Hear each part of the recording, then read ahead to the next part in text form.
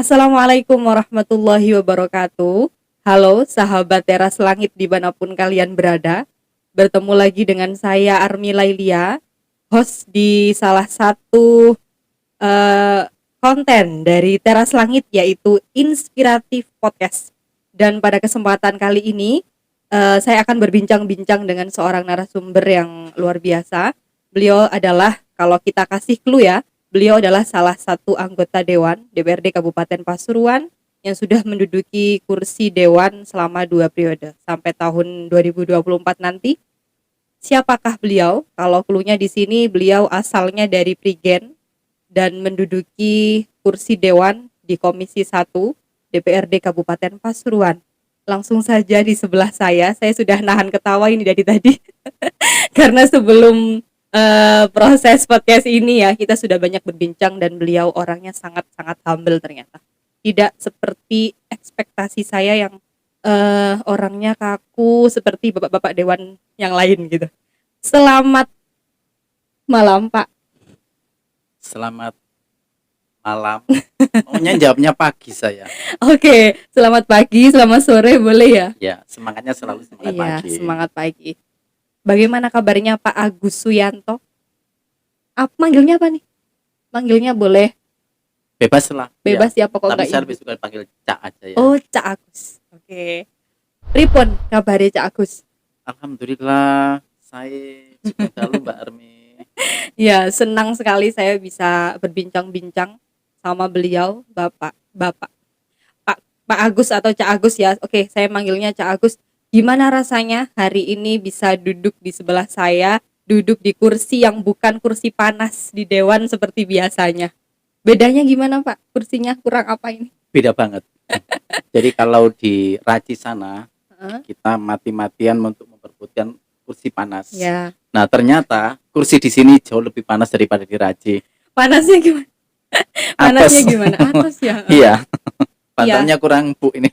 Ini soalnya kursinya kan beli sendiri, nggak pakai uang rakyat. Ups. sorry.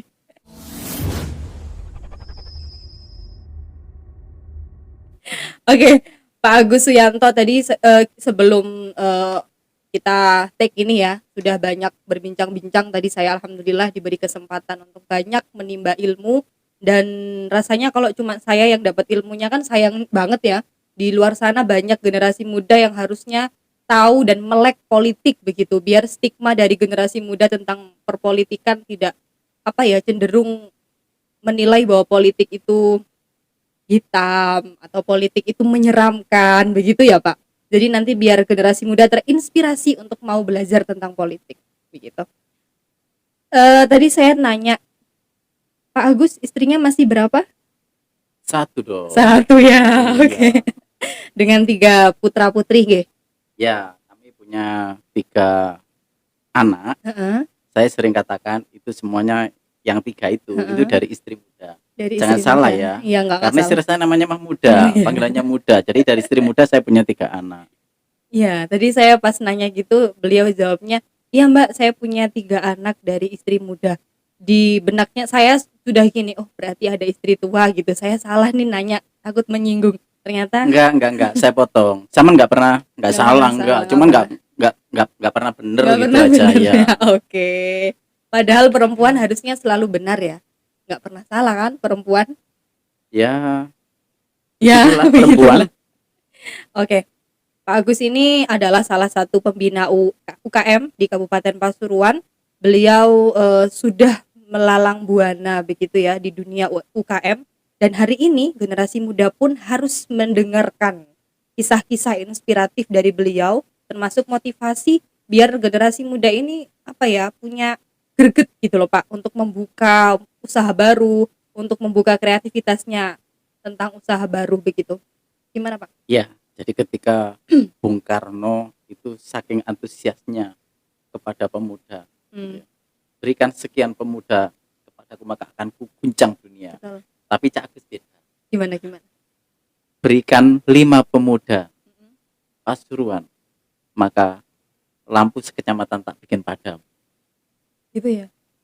Iya, Gimana maksudnya? artinya begini, pemuda itu mempunyai peran yang luar biasa. Apalagi sekarang di era digital, ini ini kan eranya pemuda. Iya, betul. Maka ruang dan kesempatan ini eman-eman sekali ketika ada pemuda yang masih berpangku tangan.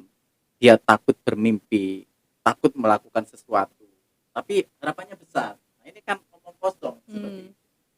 Maka dari itu sekarang ini eranya pemuda, pemuda harus berani mengambil, menjemput mimpi. Ya. Tapi kalau mau menjemput mimpi jangan banyak tidur. Jangan Harus banyak rebahan. Justru harus bangun dari tidur untuk menjemput mimpi itu. Iya. Sekarang ini pemuda itu mempunyai ruang yang biasa. Saya kira tidak ada pemuda yang tidak punya HP loh Mbak ya. Ya, semuanya punya handphone. Punya gadget. Nah, handphone ini ketika dipegang oleh seorang pemuda dengan punya modal 1M, maka ini menjadi modal yang besar untuk membuat lampu padam tadi. Okay. Ya, untuk lampu padam tadi. Nah, mereka bisa jualan online, kemudian bisa promo, kemudian bisa mengeksploitasi kemampuannya, apakah mereka punya bakat di dalam dunia seni, apakah dia punya bakat di dunia pertanian, dia bisa buka channel YouTube dan lain sebagainya, maka ini memberikan ruang yang tidak terbatas bagi pemuda. Ya, luar biasa. Jadi kalau kisah inspiratif dari Cak Agus sendiri mengawali bisa sampai terjun di dunia UKM itu dari mana? Nah, ini sebenarnya ini pertanyaan pancingan ini Mbak.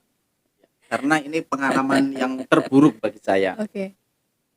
Saya lulus SMA tahun 95. Okay. Nah, maka pada saat itu saya sekali saya membuat lamaran, ya satu kali membuat lamaran, maka satu kali itu kami ditolak. Ya, artinya dari tahun 95 saya lulus SMA sampai sekarang saya belum pernah bekerja di perusahaan. Dari situ saya harus menciptakan usaha. Makanya saya sangat sayang sekali ketika ada sebuah persepsi bahwa yang dikatakan bekerja itu ketika menjadi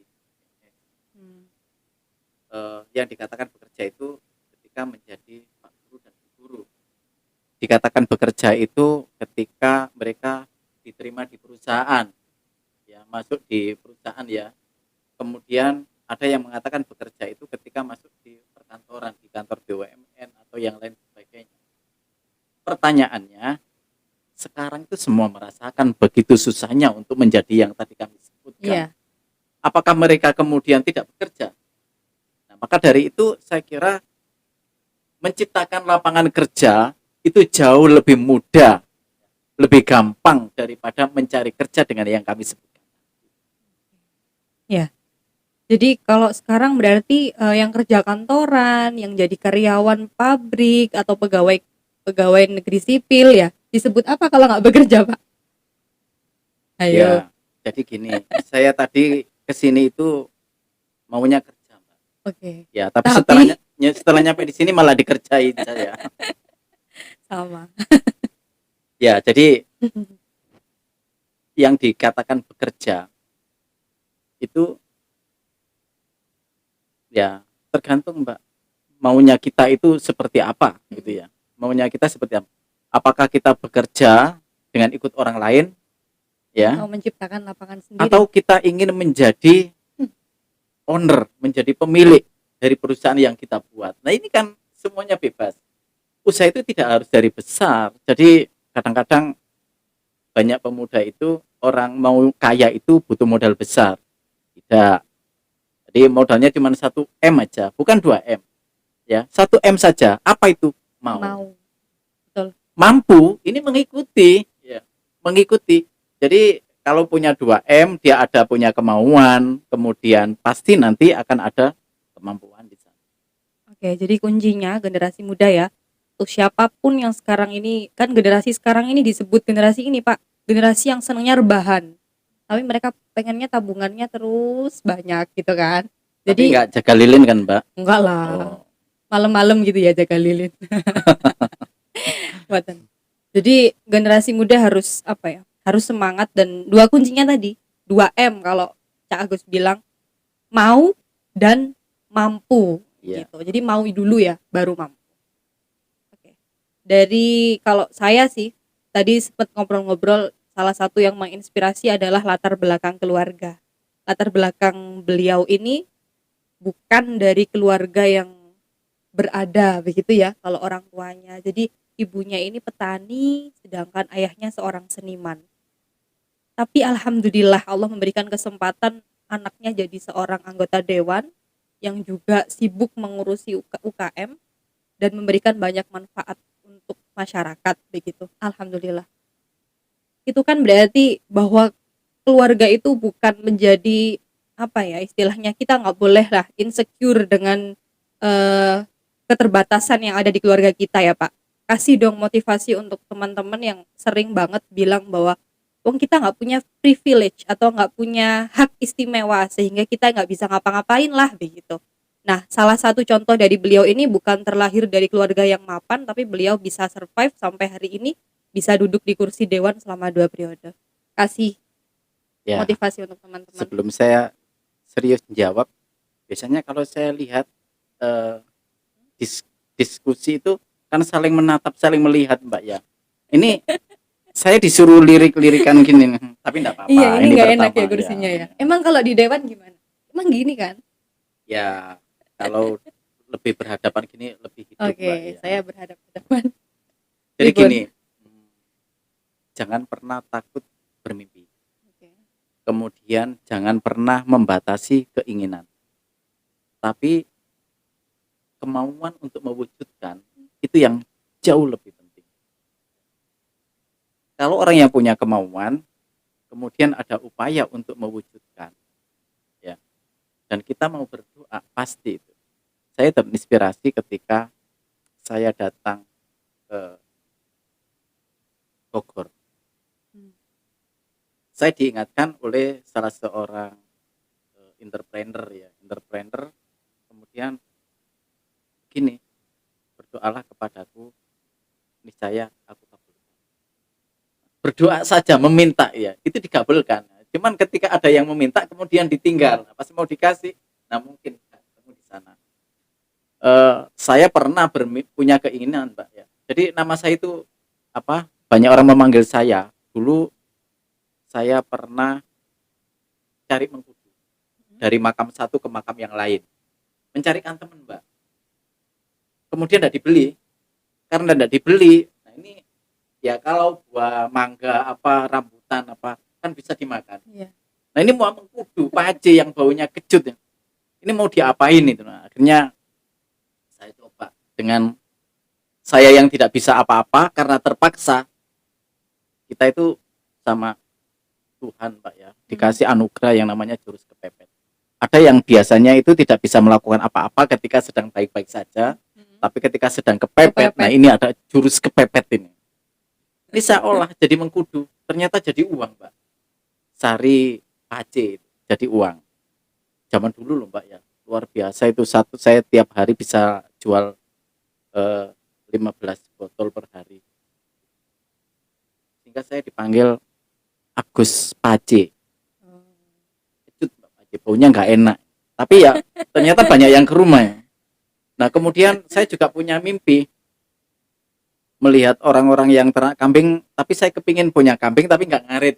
Nakal ya, nggak nakal ini, Mbak, ngurumat akal.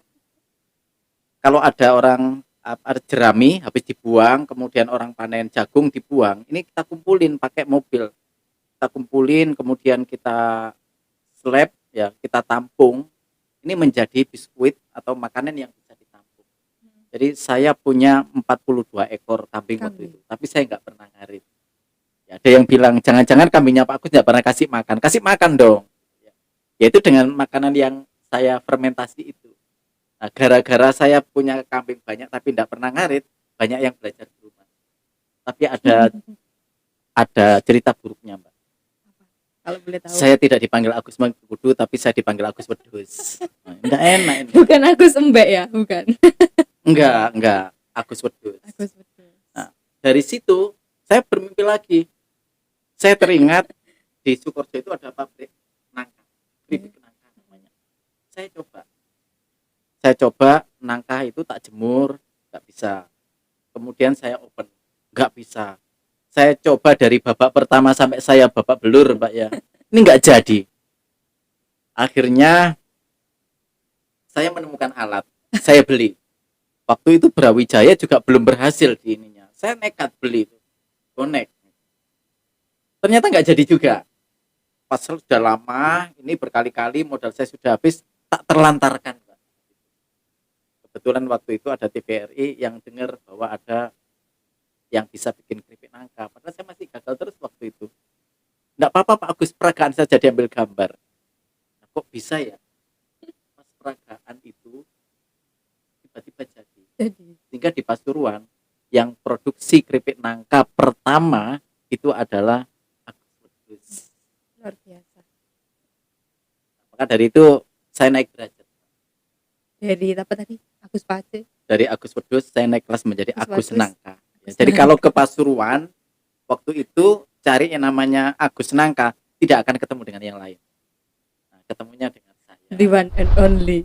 Nah, belum Oke. sampai di situ, Mbak. Terus Belum lagi. sampai di situ. Gara-gara saya terkenal Ganti punya lagi namanya. keripik nangka, Mm-mm. ya. Terus saya punya jaringan banyak UMKM kami yang tadi Mbak sebutkan tadi, dikenal banyak orang sehingga banyak yang nawari kami. Dari partai ini pernah nawari kami untuk maju ke legislatif. Oh, itu awal mulanya berarti. Saya berhasil menolak, Mas kan. Ada lagi partai yang datang lagi. Saya berhasil menolak. Berikutnya ada yang nawari, Mbak. Ya, akhirnya saya kok tergoda. terpilih. Dari Agus Nangka naik kelas menjadi Agus Dewa. Wes, keren banget ceritanya. Mulai Agus Pace, Agus Wedhus, Agus Nangka. Mbak Agus boleh bilang Agus Wedhus tapi jangan lihat ke saya dong. Itu Terus kayak lihat nuduh kemana banget dong, Agus Wedhus. Nah, Oke. kalau lihat Wedhus, lihatnya agak ke sana sedikit, Mbak. Lihatnya ke depan. Oke Pak, kalau saya pernah ya dengar sebuah kutipan tentang politik, karena tadi ceritanya dari UKM, akhirnya sampailah di kursi dewan. Ada pepatah mengatakan bahwa politik itu mahal banget. Bahkan untuk kalah pun politikus harus mengeluarkan banyak uang. Begitu ya? Sebentar. Untuk kalah pun harus mengeluarkan banyak uang. Jadi menang kalah pun sudah harus punya modal dong. Gitu kan? Kalau kita tanya sekarang tentang privilege, terutama tentang modalnya Bapak waktu itu, selain karena paksaan atau dipaksa, gimana? Tidak salah. Tidak salah. Ya, tapi ya juga tidak terlalu benar-benar amat. Ya. Artinya begini, edukasi tentang politik itu kewajiban bagi semua, bagi semuanya. Selama ini jika orang menilai politik praktis, kemudian transaksional, tidak semuanya demikian. Apakah saya yang anaknya petani kemudian tidak boleh menjadi anggota legislatif? Boleh dong. Pak Jokowi dulu pengusaha mebel, apakah nggak boleh jadi presiden? Buktinya bisa. Artinya siapapun boleh untuk melakukan upaya supaya bisa lebih bermanfaat bagi banyak orang. Jadi masuk ke politik itu tujuannya untuk bisa lebih bermanfaat. Gitu ya. Bermanfaat dari banyak hal. Pasti. Jadi kalau stigma tadi Pak, stigma dari remaja umumnya atau dari masyarakat tentang politik praktis, transaksional dan lain-lain, tadi Mbak bilang bahwa tidak semuanya begitu. Sedangkan yang dilihat masyarakat adalah sebagian besar begitu. Begitu kan? Begitu itu hampir sama dengan anu itu Mbak ya. Begitu. Begitu maksudnya? Jadi masyarakat dan generasi muda hari ini butuh untuk dikasih penerangan tentang pentingnya belajar politik. Biar kita ini, saya termasuk ya, biar tidak cenderung bahwa menilai politik, apalagi kalau mengerucut ke anggota dewan ini, ke sisi negatifnya saja begitu. Iya. Jadi siapapun boleh Berpersepsi ya. menilai, siapapun boleh menakar, siapapun boleh menyimpulkan. Salah paham itu salah karena tidak paham. Tetapi ketika paham, yakin nggak salah. politik menurut kami itu sesuatu yang sangat penting-penting banget. Ketika dulu saya masuk di SMA, saya mendapatkan pelajaran mesti kata politik itu mesti ada di depan. Namanya contohnya kalimat polek sesbut politik, ekonomi, sosial dan budaya. Budaya. Nah, saya jadi penasaran kenapa kata politik itu yang tidak disukai itu kok malah ditaruh di depan, Mm-mm. kok tidak ditaruh di belakang aja. Sehingga politik ini mempunyai ruang yang sangat-sangat penting. Penting. Politik itu adalah wadah perjuangan. Misalnya begini, eh, saya kader NU juga loh Mbak ya. Kemudian kami juga partai, kemudian yang sangat dekat dengan NU, kira-kira seperti itu. Nah, kalau tidak ada kader-kader dari NU yang masuk ke politik, terus siapa nanti yang menjadi yang melakukan upaya-upaya kira-kira seperti itu? Misalnya begini, kondisi politik suatu negara ini ketika tidak baik-baik saja, maka ini implikasinya akan kemana-mana, bisa ke urusan ekonomi, kemudian urusan stabilitas suatu negara, kemudian dan lain-lain. Ini karena faktor politik saja. Ini. Jadi bukan suatu jaminan ketika suatu kondisi ekonomi negara itu bagus, kemudian tidak menjamin urusan politiknya bagus.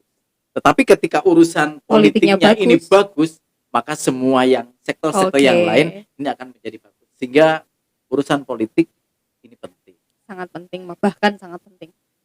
Oke, semoga generasi muda, saya khususnya, bisa lebih melek politik dan bisa menilai politik ini dari sisi positifnya, begitu ya? Ya, harapan saya tidak cuma melek, Mbak. Mendelik politik. Kadang-kadang melihat kalau cuma melek aja masih nggak kelihatan, harus mendelik ini, Mbak. Ya, benar. Kalau di DPRD Kabupaten Pasuruan, ada berapa persen anggota Dewan Perempuannya, Pak? Saya mewakili dari generasi muda perempuan. Dari 50 orang itu ada 4. Hanya 4 ya? Ya. Ya, itu juga salah satu hal yang harusnya nanti bisa Pak ya, ditingkatkan biar ada keseimbangan antara laki-laki dan perempuan, terutama untuk mewakili suara rakyat begitu. Kalau menurut Cak Agus gimana? Ya, posisi perempuan. Yang pasti kuotanya sudah diberikan, tetapi ini nanti prosesnya kan tidak seperti itu. Jadi ketika rakyat memilih dan ternyata yang dipilih yang laki-laki ya boleh-boleh saja. Tetapi yang pasti kuota calon bagi seorang perempuan itu diberikan. Iya, diberikan. Oke. Sekarang kalau kita tahu bahwa setelah ini 2 tahun lagi nggih, 2024 selesai. Rencana ke depan mau melanjutkan lagi atau bagaimana? Boleh nggak dikasih tahu ke sahabat Teras Langit? Ya, ini masih. Atau mau sibuk jadi pengusaha aja atau bagaimana? Ini masih rahasia ilahi nih, Mbak ya. Ya. Jadi nanti lihat kondisi alam seperti apa. Kondisi alam. Kadang-kadang ya keinginan itu bisa, tapi kadang-kadang tuntutan dan dorongan organisasi, dorongan partai, sehingga kadang-kadang ini kita harus tetap istiqomah di dalam melakukan sebuah perjuangan. Ketika perjuangan politik ya tentu melalui. Kalau saya boleh nanya, duduk di kursi dewan cukup membuat ketagihan nggak, Pak? Itu tergantung. Jadi ketika motivasinya di mana? Apakah menjadi anggota dewan itu enak? Ya enak. Kalau dilihat dari sisi ada yang tidak bisa menikmati, ya bisa jadi nggak enak. Yang pasti saya pribadi, kami ingin ketika ada di dewan ini memberikan manfaat. Gitu ya. Jadi dimanapun kita harusnya menjadi orang yang bermanfaat. Iya dong, harus begitu. Oke, kan gini ya, sekarang udah terjun di dunia politik, terutama jadi anggota dewan sudah mau hampir 10 tahun begitu.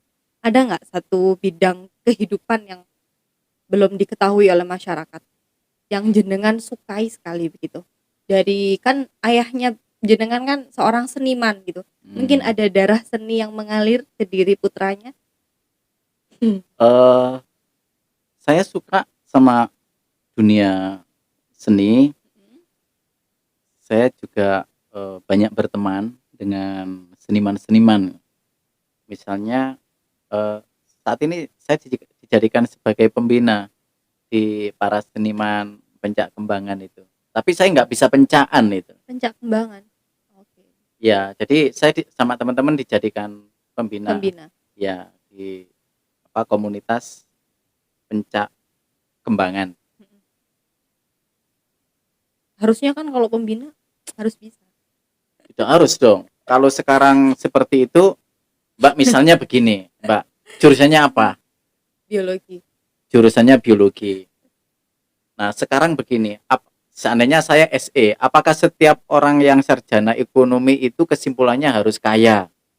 Kemudian, apakah orang yang jurusannya itu hukum, kemudian tidak akan kena hukum? Kan seperti itu ya. Artinya ketika saya seorang ini suka sama dunia ini, kemudian saya bisa kalau nyanyi. Anggota dewan Kalau anggota dewan bisa aja jawabnya ya Pak ya, bisa aja jawabnya. Ya ini ngarang tadi. Kalau Bapak bilang tadi ekonomi kan ada 2 jurusan, ekonomi apa Pak? Ya itu plesetan dong, gak boleh itu. Maksudnya ekonomi lemah dan ekonomi kuat itu. Nggih, jadi kan masuk yang mana? Ya yang tengah-tengah saja lah. Oke. Kalau setiap orang kan ketika kecil itu pasti punya cita-cita dong, ya kan? Ya. Kalau misalkan saya cita-citanya apa gitu, jadi guru, jadi dokter. Kalau jenengan dulu pernah nggak punya pikiran akan jadi seorang politikus? Jangan dipisah, Mbak. Mbaknya selalu begitu. Bisa gimana? Politikus, jangan politikus. Nggak boleh gitu. Ya. Politikus. Nah, ya kan? Nggak boleh. Pernah nggak punya cita-cita jadi politikus? Nggak pernah. Cita-citanya apa? Dulu saya waktu masih kecil, Mbak. Dulu banget nih. Jadi sampai sekarang lupa itu cita-citanya apa dulu. Loh gimana dong? Ya lupa. Dulu saya punya cita-cita apa sampai sekarang lupa. Berarti sekarang terlalu menikmati jadi anggota dewan ya? Ya tidak nikmat amat lah. Senang sekali hari ini bisa ngobrol banyak sama salah satu peraih pemuda pelopor tingkat nasional waktu itu. Bener, di tahun 2000. Tahun 2000. Betul ya? Ya. Di bidang apa, Pak? Saya kan anaknya petani, jadi bidangnya pertanian dong. Keren. Ini hasil belajar dari orang tua atau gimana nih sampai di tingkat nasional? Apa waktu itu yang Tadi saya cerita tahun 95 itu tahun 95 saya kan cari kerja. Ya. Kemudian ditolak. Akhirnya saya yang mencoba menekuni profesinya orang tua sebagai petani. Ya. Sehingga saya terjun ke petani, bergabung di kelompok tani. Banyak berkecimpung di pertanian, maka pada saat itu kami didaftarkan sebagai pemuda pelopor. Alhamdulillah masuk sebagai pemuda pelopor nasional ya, pembaruan pertanian. Luar biasa. Kalau putra-putri jenengan ada nggak kalau pernah ngobrol gitu sama mereka? Aku pengen ini ya, meneruskan ayahnya nih jadi anggota dewan atau gimana? Oh, belum pernah. Ya. Yang paling tua usianya berapa? SMA kelas 2. Ini dari istri muda tadi ya? Ya, istri muda. Nanti bisa menimbulkan fitnah ini podcast ini. Itu karena jenengan yang mancing tadi. Masih SMA. SMA kelas 2, kemudian yang kedua ini baru masuk SMP. Dan yang ketiga ini baru masuk kelas 1 SD. Yang keempat? Belum. Ya didoakan semoga ada keempat, kelima, keenam dari ibu tadi, ibu ya, muda. Ada yang bilang banyak anak banyak rezeki. Kalau menurut jenengan? Banyak anak banyak berantem. Itu closing statement. Banyak anak banyak berantem. Terima kasih Cak Agus sudah mau bergabung di podcast kami. Terima kasih Mbak Armi. Sangat menginspirasi dan akhirnya saya bisa ngobrol-ngobrol, banyak dapat ilmu dari beliau, terutama tentang inspirasi untuk generasi muda untuk melek politik. Bahkan kata beliau tadi tidak cukup hanya dengan melek ya, tapi harus apa tadi? Mendeli politik. Ya, dan kisah-kisah inspiratif beliau tentang semangat generasi muda supaya apa ya, mau menciptakan lapangan kerja sendiri, tidak cukup hanya menjadi seorang karyawan atau pegawai begitu. Ya, oke teman-teman semuanya, alhamdulillah hari ini kita punya kesempatan yang luar biasa bisa menimba ilmu dari seorang anggota dewan yang inspiratif sekali, tidak hanya sibuk di dunia politik tapi juga bermanfaat terutama di dunia UKM. Tepuk tangan ya untuk Pak Agus Suyanto. Terima kasih ya Pak sudah mau Ya, hadir. terima kasih kembali Mohon sebagai maaf kalau ada pertanyaan-pertanyaan yang menyinggung mungkin. Oh, saya lebih suka disinggung. Sebelum closing, jadi begini, nama saya Agus. Iya, benar. Saya dapat apresiasi dari banyak penjual bakso dari Taman Safari, gratis masuk Taman Safari, gratis makan bakso kemana-mana. Karena kelahiran saya Agus. Nah, maka Oh, pada iya, bulan Bang. Agustus ini bulan kelahiran saya. Sekarang bulan Juli. Nanti, Oh iya. saya kan nggak bilang sekarang. Karena nanti itu bulan Agustus ini banyak yang merayakan ulang tahun saya, maka dari itu sebagai persiapan ulang tahun saya, maka saya ucapkan selamat ulang tahun untuk Mbak Army. Ya Allah. Ini dari Pak Ya. anggota dewan. Pesan saya begini, ya, lilin ini ditiup sekarang, ya, ditiup sekarang, jangan sampai nanti sampai malam dijaga, jangan ya, Enggak. ditiup. Nah nanti kalau ini tidak ditiup uangnya bisa banyak. Ya, maka dari itu selamat ulang Ini tahun. kuenya. Ya, Kadonya nanti dong. ya opor ya Pak anggota dewan ini. Saya ucapkan selamat ulang tahun. Saya melihat Mbak Army punya kapasitas, punya kemampuan, terus diasah, terus Terima dilatih. kasih. Meskipun Mbak tidak seperti Deddy Corbuzier, karena ya paling tidak seperti Najwa Shihab lah ya. Selamat ulang tahun ya Mbak, ditiup ya. Oke. Oke, terima kasih kejutannya Pak anggota dewan, ditunggu kado selanjutnya ya. Siap. Siap loh ya, disaksikan oleh sahabat teras Ya langit. maksudnya saya nanti pulang tak siap-siap dulu. Oke, saya mohon maaf sekali lagi Pak, terima kasih untuk waktunya, senang sekali bertemu dengan jenengan. Dan untuk sahabat teras langit, semoga sedikit banyak dari obrolan kita bermanfaat. Saya undur diri, mohon maaf dan terima kasih. Assalamualaikum warahmatullahi wabarakatuh.